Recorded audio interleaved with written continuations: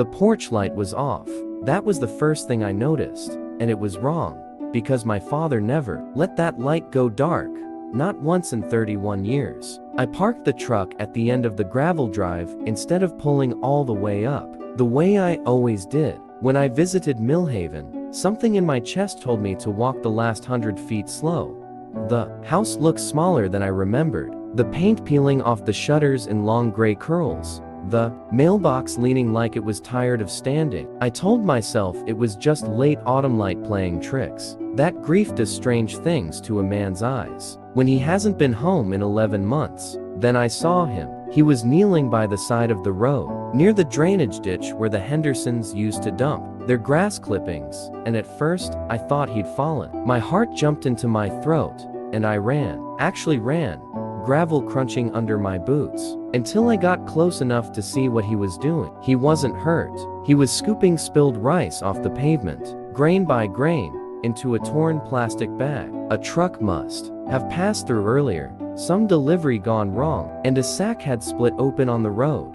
And there was my father, Silas Whitcomb, 74 years old, a man who once ran the largest grain co-op in 3 counties, on his knees in the dirt, gathering rice like a starving animal. He didn't hear me at first. I stood there for a full 10 seconds just watching, and in those 10 seconds, something in me cracked open that I don't think ever fully closed again. Dad. He froze, his shoulders thin now, so much thinner than the man who used to carry to feed sacks at once, without breaking a sweat, went rigid. He didn't turn around right away. When he finally did, his eyes were wet, but his jaw was set in that stubborn way I knew too well. Theodore. He said my full name the way he always did when he wanted to sound like everything was fine.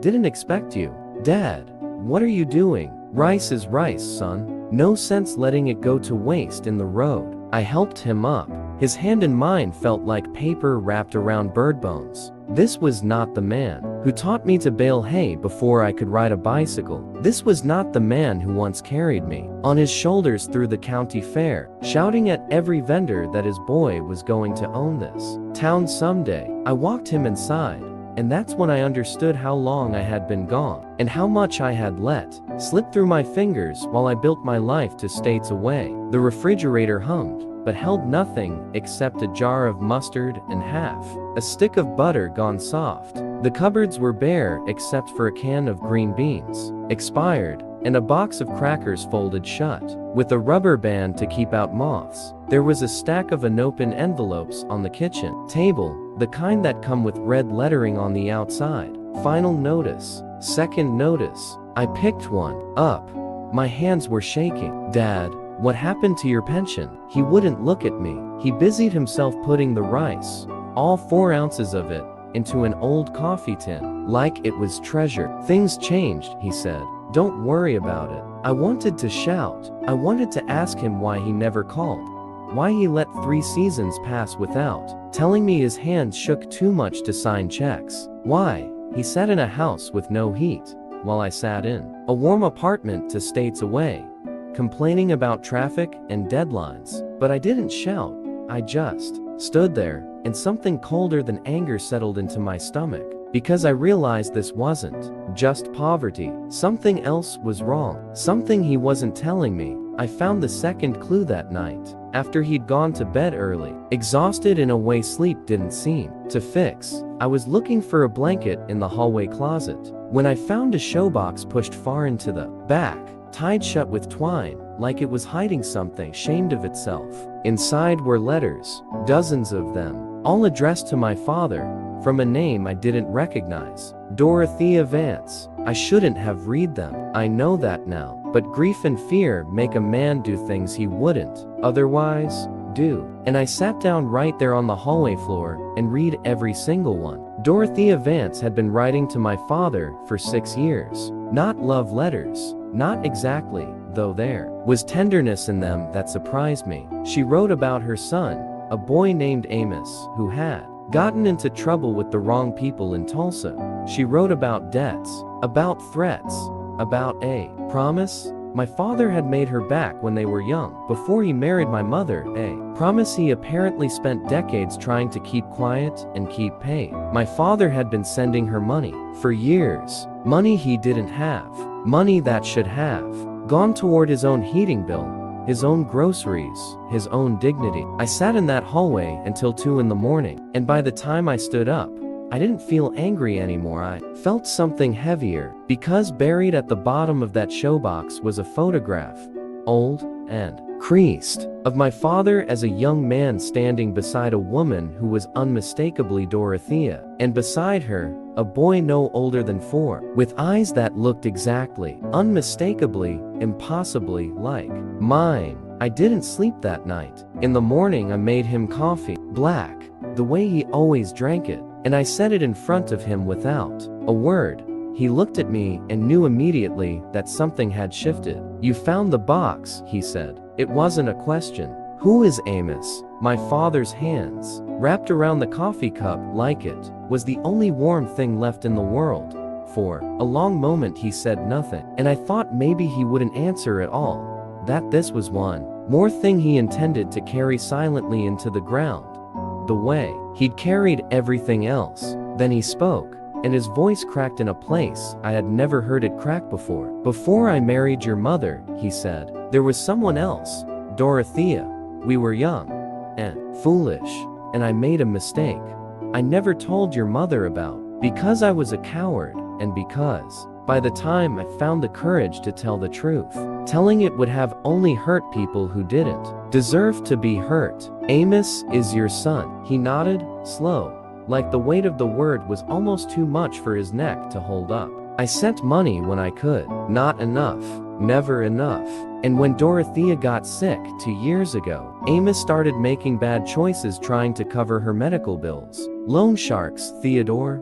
The kind of men who don't send letters, they send collectors. I've been paying down what I could of his debt so they'd leave him alone. I sold the tractor. I sold your grandmother's silver. I stopped filling my heart prescription some months, so there'd be enough left over." The room went very quiet. "You stopped taking your heart medication," I repeated, "to pay off a debt for a brother I never knew existed." "I didn't want you to carry this," he said. "You had your own life, your own worries. I wasn't going to make you responsible for a mistake I made 40 years before you were even born. I should tell you here that I'm not a man who cries easily. My ex-wife used to say I had a heart like a locked barn, sturdy, dry, closed against weather. But sitting in that kitchen, looking at my father's hollowed face, understanding at last why the porch light had gone dark, and why he'd been kneeling in a ditch for spilled rice, I felt something inside that locked barn come apart at the hinges. Where is he now? Amos, Tulsa. Last I heard, we're going to find him. My father looked up at me with something between fear and disbelief. Theodore, you don't owe him anything. You don't even know him. He's blood, I said, and you've been drowning, trying to save him alone. You don't have to do that anymore. It took us 4 days to track Amos down. I won't bore you with every detail of the search, the phone calls, the dead ends. The cousin of a cousin who finally gave us an address on the east side of Tulsa, a part of town where the streetlights flickered and half the houses had plywood instead of windows. When we knocked on his door, a young man answered, maybe 26 or 27, with a split lip that hadn't fully healed and eyes that widened the second they landed on my father's face, because apparently he'd seen photographs, the same way I had. You're him, Amos said quietly. You're Silas. I am, my father said. And this is your brother. Amos's story, once we sat him down with coffee and let him talk, was worse than the letters had suggested. The men he owed money to weren't the kind who forgave debts because a mother got sick.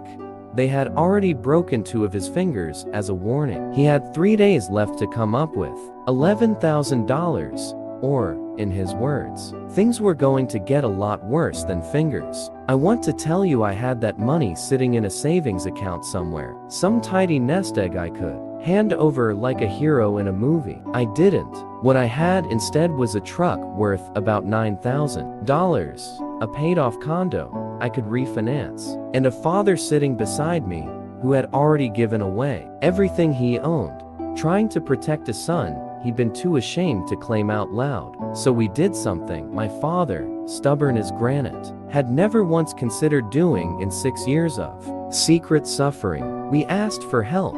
Together, we drove back to Millhaven and, for the first time in longer than I could remember, my father walked into the Grange Hall where he used to be respected, where old friends still remembered him fondly, even though he'd stopped showing up for years out of shame. And he told them the truth. All of it. The affair, the son, the debt, the danger Amos was in. I watched grown men who hadn't spoken to my father in a decade stand up, one by one, and offer what they could. $50, here, $100, there. Old Ezra Coldwell, who ran the hardware store and had known my father since they were boys, wrote a check for $2,000 without blinking and said, "Silas, you'd have done the same for any of us." By the end of that week, we had the $11,000 and more besides, enough to pay off the debt and put a small cushion under Amos so he could get back on his feet without men with broken finger threats hanging over him. But money wasn't the ending. Money was never really the point. The real ending happened 3 weeks later, on a Sunday afternoon, when my father stood in the kitchen of that same house, the porch light finally repaired and glowing warm against the dusk, and Amos walked through the front door, for the first time as a guest. Instead of a stranger, my father hugged him the way he used to hug me as a boy, fierce and a little too tight, like he was afraid letting go would make him disappear again. Dorothea came too, older now, her hair silver, her hands trembling slightly from the same illness that had started this entire chain of quiet suffering. My father held her hand across the table and apologized out loud in front of both his sons for 40 years of silence. I sat there watching a family stitch itself together out of secrets and shame and stubborn, misguided love. And I thought about that plastic bag of spilled rice on the side of the road. My father hadn't been begging, he'd been protecting. Every grain he'd scraped off that pavement was one more grain that meant he wouldn't have to choose one more week between his heart medicine and his hidden sons. Survival. He never told me because he thought love meant carrying pain alone so it wouldn't touch the people you were trying to protect. It took watching him kneel in the dirt for spilled rice to teach me the opposite. Love that hides itself to spare others isn't strength. It's loneliness wearing strength's clothes. These days, the porch light stays on every night, and there's always rice in that coffee tin. Plenty of it. Bought fresh from the store instead of scraped off asphalt. Amos visits most weekends now. He and I are still learning how to be brothers, still finding our footing in a relationship that started decades late, but we're finding it. And my father, Silas Whitcomb, 74 years old, finally sleeps through the night without the weight of a decades-old secret sitting on his chest like a stone. Sometimes the thing that looks like the depths of a man's shame turns out to be the very thing that finally sets his family free, if only someone is brave enough to kneel down in the dirt beside him and ask what he's really searching for. Stories like this remind us that love often hides in silence. If this one moved you, hit subscribe and share it with someone who needs to hear it today. Thank you for being here, and I will see you soon with another story.